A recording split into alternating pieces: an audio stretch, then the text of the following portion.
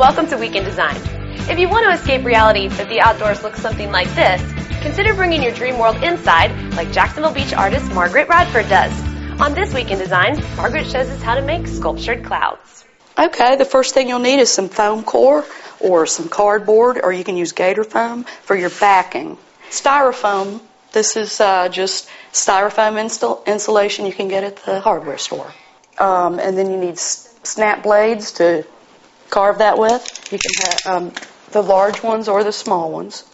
You'll need protective eye gear when you use that. You don't want any blades snapping off at you, and also when you use the saw you'll need this. Super 77 spray glue. It's really, really strong. You need the strength of this kind of spray glue. You'll need wire, picture hanging wire, that's pretty strong, about this much for each cloud. Paint, spray paint. It's usually white, so you can use that for the color of white in your clouds, and then blue for the accent color. And water putty. You'll probably use half of this for each cloud.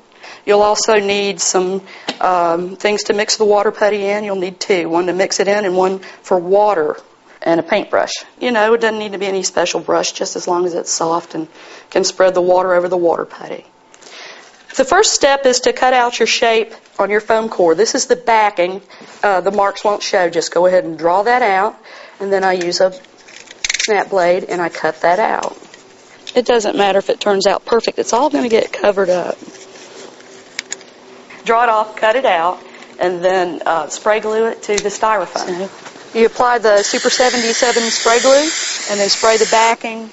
Make sure you spray the front, and then you flip it over and glue it down. Make sure all of it got stuck down. Okay, it's ready to be cut out. You can cut it with a snap blade and go around, but it takes a little longer. Using a jigsaw is really quick.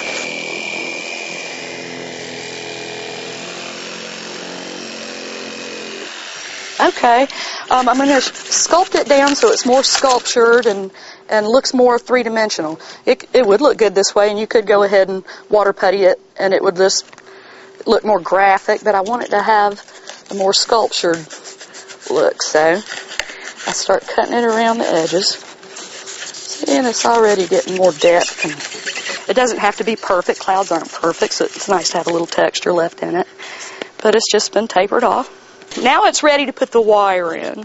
So I look at the back, and I see where the wire should go. You don't want the wire to come up and interfere behind the cloud. You want it to be sort of in the middle. About right here, and here is perfect. So just punch a hole through, let it go all the way through to the front. Okay, and then we thread the wire through. I want it to be kind of flat up against there. And then where the wires come through in the front, I just trim away part of that in a little circle.